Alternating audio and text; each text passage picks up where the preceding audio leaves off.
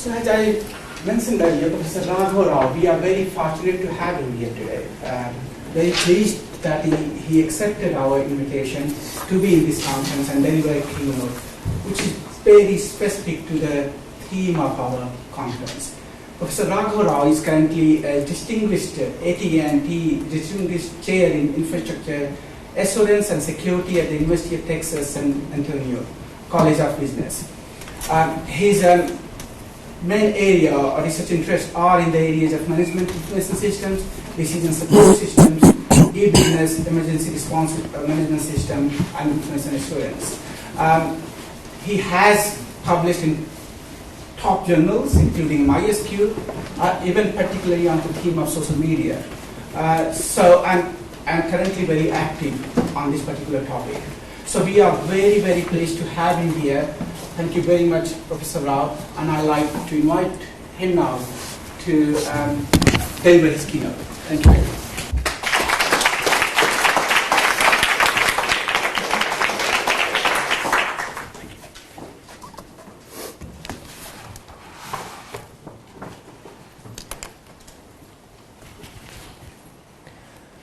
Thank you, Yogesh. Thank you, Dean, and thank all of you who are here.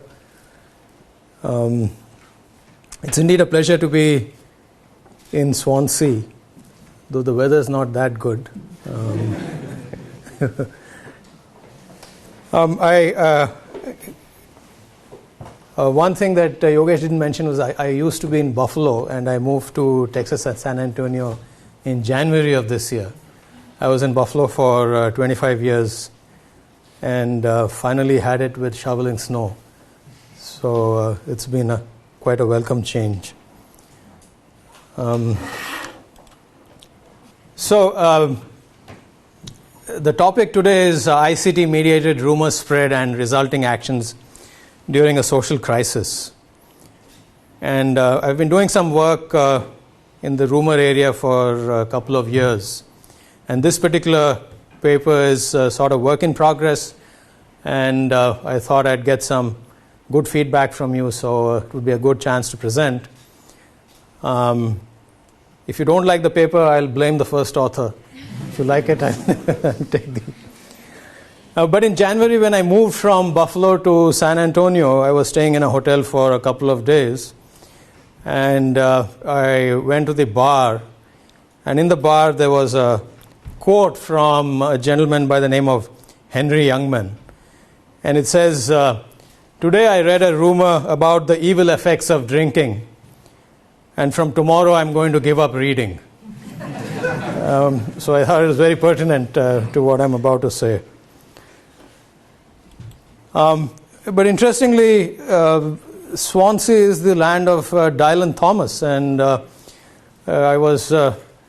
I have had some experience with Dylan Thomas, and this particular poem by him seems to be particularly relevant here because it's about rumors and the associated trouble and the devildom and the heartbreak. Yeah, so this is a pretty interesting poem, and I would recommend people to read it if they get a chance. But I thought it sort of gives a sense of what rumors are about and the potential troubles they cause, and particularly in the realm of social media, how the rumors can become rampant and make a huge difference in society. So we'll talk about ICT-mediated rumors and the social impact. We'll look at rumor theory. And the specific case that we'll be looking at is the 2012 rumor attack in Bangalore, when one rumor propagated so fast and so long that it made 15,000 people flee from Bangalore, and we'll come to that later on. So this cartoon exemplifies it. So that's not what was in the newsletter or the bulletin board. My supervisor said that wasn't true. That's to all the PhD supervisors that are here. And this is, of course, information overload. And then finally says you cannot even get a good rumor going around this place. So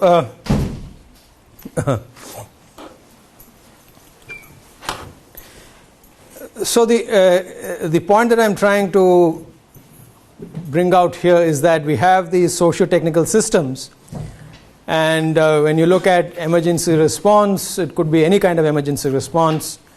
2 minutes back we had an emergency, but the response was just to sit here and do nothing. And so that's not the response that I'm thinking about. It's other types of response.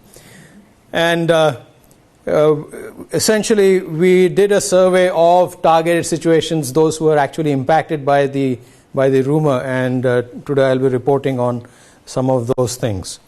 So this was a rumor, specifically a hate rumor that was spread in August 2012, and it was targeted towards a special community in India, the northeastern community, who are basically migrants into the technological hub of Bangalore, and ultimately what happened with regard to their reactions to the rumor and how they went about resolving it.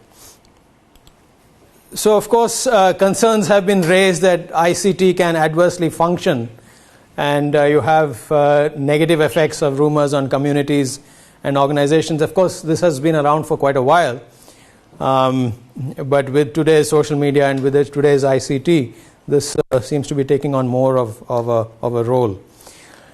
And we see that these negative effects are being propagated many other places as well.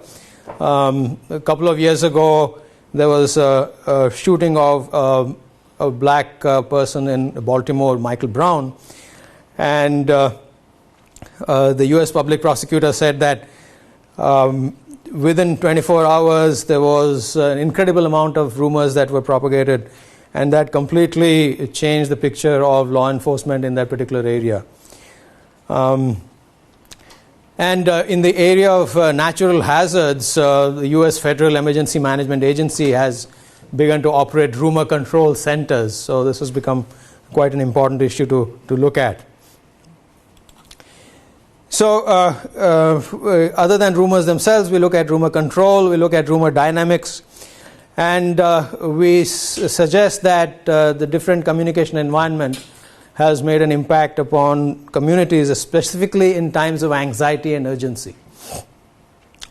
So we hope that this study will offer some invaluable insights into rumor propagation and rumor control. So we specifically use a case study, as I mentioned earlier, and we look at victims of the mass exodus, and we explore how the unsubstantiated hate rumor was received, believed, disbelieved, forward, refuted through various types of media, platform, and social relations. To go back a little bit in time, Boston Marathon, the bombing, you've probably heard about it, 2013, and this was a post on Facebook which purported to have seen the bomber and said, let's catch this guy. It turned out later on that it was based on CCTV footage in the UK here, in Oxham in England, and it was basically a man who was observed leaving a building after a burglary. So really nothing to do with the Boston Marathon bomber, but this became viral and it was spread quite a bit. And then in 2010, there was a Haiti earthquake, and there was a rumor in Ghana that a disastrous earthquake was impending in that community. And of course, in 2011, there was a tsunami in Japan, and there was a rumor about toxic substances that were propagated. So these things happen all the time, and they're unsubstantiated, but the fact that they actually are on social media seems to give them some kind of a resemblance of the truth, and people seem to think but more about that later. This slide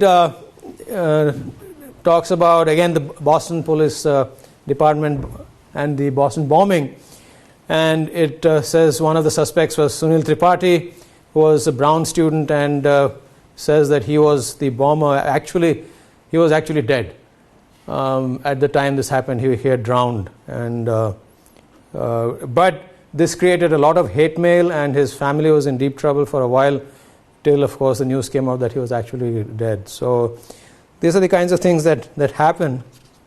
And more specifically with respect to Hurricane Sandy, which happened in 2012, there was a massive storm off the coast of New Jersey and New York. There was a tweet, it says, confirmed flooding on New York Stock Exchange. The trading floor is flooded under more than 3 feet of water. That was tweeted and retweeted by CNN and a lot of other news media. And later on it turned out that was not correct. And there are apologies for confusion. So the FEMA, the Federal Emergency Management Agency, actually came up with a rumor control center. The job of the rumor control center was essentially to capture the list of rumors and identify whether they were true or false. And that has continued to this day. So we go back to the literature of Allport and Postman in 1947 during the World War, and that was approximately the time when rumor studies started, because they realized that conditions for rumor are optimal in wartime, and a lot of rumors that were being bandied about in England and elsewhere. And subsequently, Rosenow and Fine, they extended the work of Allport and Postman. Disasters and other crises are characterized by high importance, high ambiguity, low critical sensibility, and many rumors. And this is something that will come up again, the fact that there is low critical sensibility at this particular point in time, because normally people would check to see if things were correct, but because of this tension that is around, they tend to believe things that are out there. And that's typically not just in war, that is typically so in all other types of social crises as well, whether it be natural disasters or terrorist attacks. So you find that there's a low probability of incident occurrence. You find that the consequences could have could be severe. There could be informational and situational ambiguity, and you see that the situation is quite unplanned and unpredictable. And people have to take decisions under time constraints. And that is particularly critical because there's not enough time for critical thinking. So these are optimal conditions for rumor. And again, we go back to the literature which started out during World War II, Allport and Postman, and then subsequently Rosenow and Fine, and so on and so forth. So I'm reminded of an incident.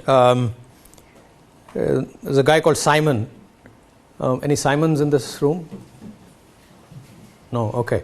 So the guy called Simon, and he was 60 years old and a huge belly, and he asthmatic problems, and extremely unfit. And he, on his 60th birthday, he said, "I'm going to change." And so he went to the gym for 8 months and worked out and jogged, and he became extremely fit. And he had a 32-inch waist and 48-inch chest and bulging biceps, and he was feeling really good with himself. And so he said, "Let me go and get a haircut." And so he goes to the barber and gets a haircut, and he's coming out of the barber shop, and a bus comes and hits him, and as he's lying there dying, he says, "God, why did you do this to me?" And God says, "Simon, I didn't recognize you." And so that was a low probability of incident occurrence, the severe consequence. There was ambiguity. So what happens is rumor starts spreading. So God was mad with Simon, and then Simon was mad with God, because God doesn't become mad unless Simon's become, and then finally Simon was mad. So and that rumor spread. So the reason I bring that up is it sort of fits the profile here of rumor mongering conditions. And again, going back to Allport and Postman, the first rumor model that they brought up was rumor is a function of importance and ambiguity. And then fast forward to 1973, Anthony came up and said, how do you figure out what is important? What is important to some person may not be important to somebody else. And so he replaced importance with anxiety. And it's much easier to actually measure an situation where there is anxiety rather than a situation where it is important. So, for example, you think of a war situation and people are anxious, or it's a disaster, or it's a storm, and the anxiety can be measured. And so anxiety was brought into the equation. The other critical issue is that there is a multiplicative function here. So rumor would not exist if ambiguity was 0 or if anxiety was 0. So there could be ambiguity by itself but no rumor, or anxiety by itself but no rumor if the counterpart is 0. So those were two seminal models which have essentially driven the work in rumor research. And essentially brings up the fact that community crises engender optimal conditions for rumor generation. So this is where you have feelings of discomfort, feelings of anxiety. You cannot predict what's going to happen. You cannot control what is going to happen. And that's when it becomes a crisis communication. And people try to understand what is going on, so they start telling stories. And because there is this level of believability that is associated with it, the rumor would start spreading. So essentially, it is a mode of crisis communication. Which brings us to the point about the politics of plausibility. Essentially that it's a material condition of messages that lead audiences to provisional acceptance of a preferred claim and the possibility of further transmission or action. And that's basically what we are studying. So we go back to the social media that we were talking about in the beginning. And there's a very famous quote from Marshall McLuhan in 1964 where he says, the medium is the message. And we come to see that more and more today, that message carrying media are inseparably entangled with messages and behavioral outcomes. So that 1964 quote holds currency in today's complex communication environment. And to illustrate the politics of plausibility, I have a quote from Abraham Lincoln, which I'm not sure how many of you would believe, but because he's there, I think I would suggest that it's more believable than if he was not there. Of course, there was no internet in his time, so obviously it could not be a quote from Lincoln. But essentially, the fact that it's there in writing along with a picture essentially enables richer communication and becomes more believable to the audience.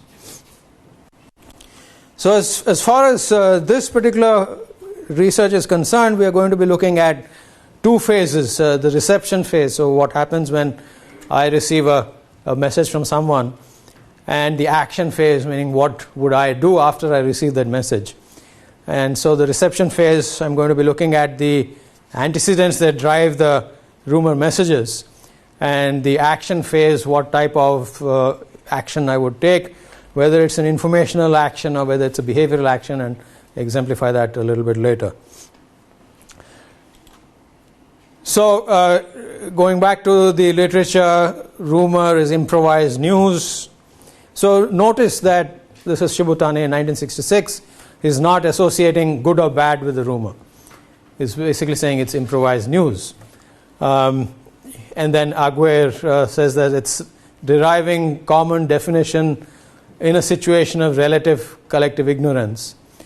And Defonso and Bordia, and that is the one that we are most using most in our work, it's collective sense making and threat management to avoid, overcome, or adapt to unexpectedly encountered crisis situations. So all of this goes again it goes back to the seminal work of Allport and Postman. We do this because our minds protest against chaos. So we have all this work in rumor research, but where is the gap? And the gap is basically in terms of the rumor travel path. So people have not really studied how the rumor travels and what is it that enables the traveling of the rumor, and in particular what is the role of ICTs in the rumor transmission, and that is what we are attempting here. So a couple of things, of course. Without social support, rumor stops. So essentially what we are looking at is society and rumor as a mechanism for decreasing the amount of uncertainty in society. Rumor travels faster through strong social ties than through weaker ones. Basically, if you have a friend group, it is quite possible that rumor would travel faster than if it's just a bunch of people who are hanging around. And people are biased towards believing rumors from those whom they know. And rumors tend to avoid crossing social barriers, therefore have a restricted circulation.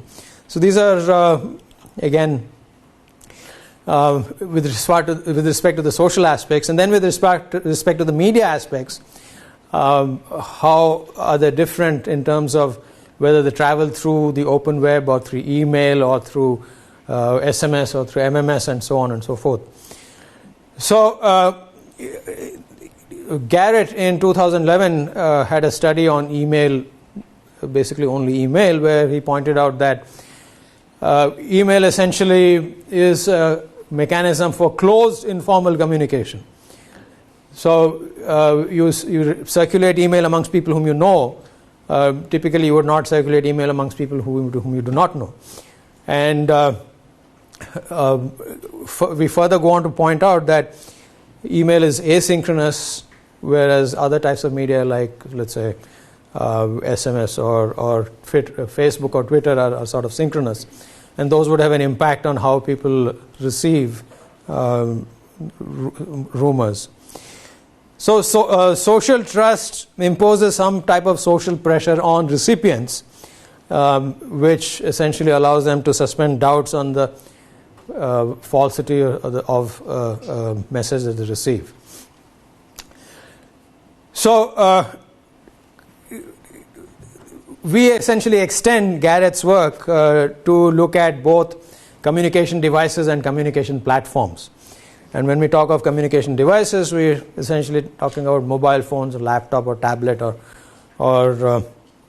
desktops and so on. And when we talk of communication platforms, it's email or SMS or the open web and so on.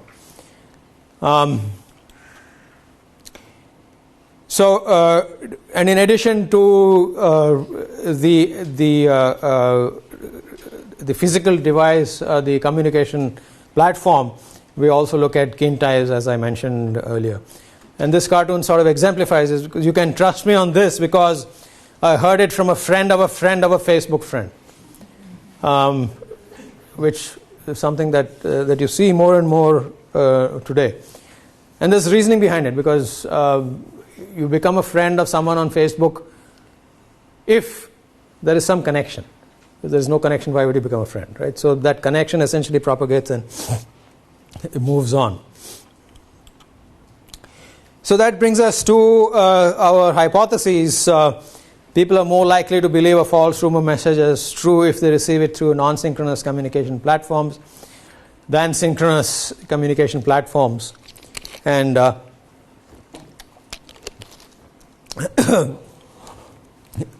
and to explain this, I have to go back to the truth bias phenomena that I was mentioning earlier. That the default is that people tend to accept messages as true. It's not common that they would question a message that is coming. So that's the bias. It's an inbuilt bias in people. And I talk about synchronous and asynchronous media. The synchronous platforms, it affords the ability to discuss and perhaps exchange information which could potentially repudiate a message that is coming in. But with asynchronous platforms, you do not have that luxury. The second hypothesis is that people are more likely to believe a false rumor as true if they receive it through communication platforms that constrain a diversity of viewpoints or richness of expression rather than afford the delivery of contextual cues, which again is something that maps onto email versus other types of Facebook or Twitter and so on and so forth. And then we have the device characteristics themselves, and here we point to user and gratification theory, which says that media communication devices have many uses and gratifications attached to them. And people use devices for all kinds of things that include entertainment, sociability, ease of access, belonging, psychological reassurance. And as a result, some devices, because of prolonged use, start inculcating a sense of trust, and that would ultimately influence people's appreciation of the particular device itself. And more and more papers are now coming in that associate some kind of emotional connection with devices. And this has been particularly seen in the context of mobile devices. And then, of course, we have this concept of kin ties, more likely to believe a false rumor if it is through people in close kin ties, rather than through strangers or workplace relations. So that was the first part. And the second part is what happens once the rumor is received, what do people do? And for that, again, we go back to the World War II literature. Chorus, he essentially extended Allport and Postman's work to incorporate a variable called critical sense. So he added this critical sense, basically saying that as people think more critically about a particular topic, the rumor would weaken or be totally stopped. And so basically that has an impact on our next hypothesis, which says that if they believe the received message, then they are likely to forward it, rather than when they recognize it through critical thinking that it is false. And then hypothesis 6, which in this particular case, we and here I have to go back to Bangalore 2012, which I'll show in the next couple of slides. The hate rumor essentially focused on the threat to people, and people are more likely to take behavioral action to avoid uncertain situations if they believe it's true than they recognize it as false. And particularly in the context of a threat to life, they would be taking much more self-preserving actions. So this is my model. We have platform characteristics, device characteristics, the social ties, essentially go into rumor belief, which ultimately lead to informational action and behavioral action. And this is the equation that exemplifies what we're trying to do for the first part, and we're using logistic modeling and the research questions 1, 2, 3, 4, where we essentially have platform characteristics, device characteristics, and social ties. So it's essentially a two-part model. The first part where this is the dependent variable, the second part this is the dependent variable. And this is for the second part where we're looking at informational action and behavioral action.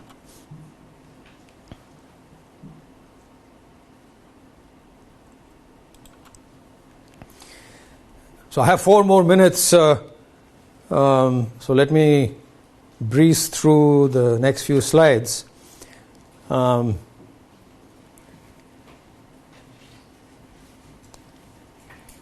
picture that you see here is what happened in August 2012 after the rumor started spreading.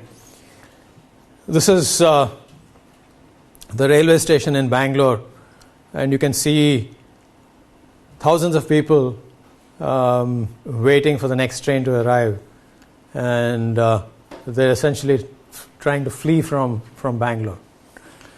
And this is the actual rumor that was disseminated and forwarded and forwarded and forwarded.